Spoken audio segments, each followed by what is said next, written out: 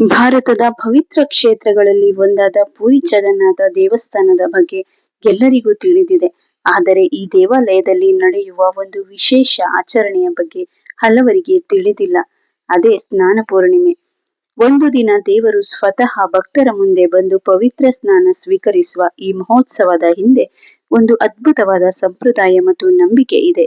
ಬನ್ನಿ ಇಂದಿನ ವಿಡಿಯೋದಲ್ಲಿ ಸ್ನಾನ ಪೂರ್ಣಿಮೆಯ ಇತಿಹಾಸ ಮತ್ತು ಮಹತ್ವವನ್ನು ತಿಳಿಯೋಣ.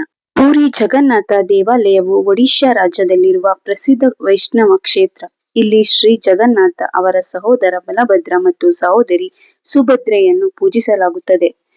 ಪ್ರತಿ ವರ್ಷ ಜ್ಯೇಷ್ಠ ಮಾಸದ ಹುಣ್ಣಿಮೆ ದಿನವನ್ನು ಸ್ನಾನ ಪೂರ್ಣಿಮೆ ಎಂದು ಆಚರಿಸಲಾಗುತ್ತದೆ. ಈ ದಿನ ದೇವರ ಮೂರ್ತಿಗಳನ್ನು ವಿಶೇಷ ವಿಧಿವಿಧಾನಗಳೊಂದಿಗೆ ದೇವಾಲಯದ ಹೊರಗಿನ ಸ್ನಾನ ವೇದಿಕೆಗೆ ಕರೆತರಲಾಗುತ್ತದೆ. ಸಾವಿರಾರು ಭಕ್ತರ ಸಮ್ಮುಖದಲ್ಲಿ ದೇವರಿಗೆ ಪವಿತ್ರ ಸ್ನಾನ ಮಾಡಿಸಲಾಗುತ್ತದೆ.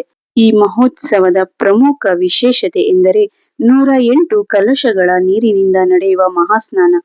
ಮಂತ್ರಗಳ ಪಠಣ, ಪೂಜೆ ಮತ್ತು ಭಕ್ತಿಯೊಂದಿಗೆ ಜಗನ್ನಾಥ ದೇವರಿಗೆ ಅಭಿಷೇಕ ಮಾಡಲಾಗುತ್ತದೆ. ಭಕ್ತರ ನಂಬಿಕೆಯ ಪ್ರಕಾರ ಈ ದಿವ್ಯ ಸ್ನಾನದ ಮೂಲಕ ದೇವರು ಲೋಕದ ಒಳಿತಿಗಾಗಿ ಆಶೀರ್ವಾದ ನೀಡುತ್ತಾನೆ.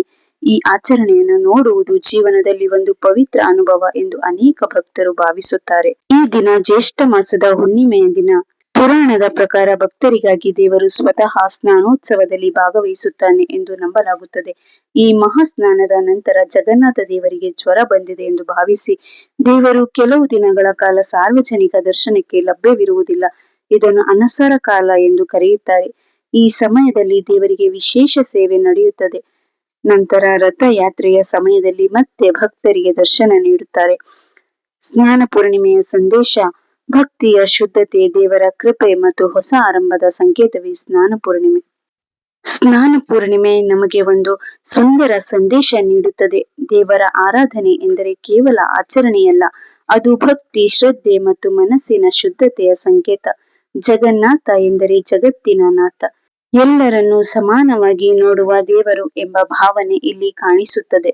ಸ್ನೇಹಿತರೆ, ಪುರಿ ಜಗನ್ನಾಥನ ಸ್ನಾನ ಪೂರ್ಣಿಮೆಯ ಈ ಪವಿತ್ರ ಕಥೆ ನಿಮಗೆ ಇಷ್ಟವಾಗಿದ್ದರೆ ವಿಡಿಯೋವನ್ನು ಲೈಕ್ ಮಾಡಿ, ನಿಮ್ಮ ಭಕ್ತಿಯ ಸ್ನೇಹಿತರೊಂದಿಗೆ ಶೇರ್ ಮಾಡಿ.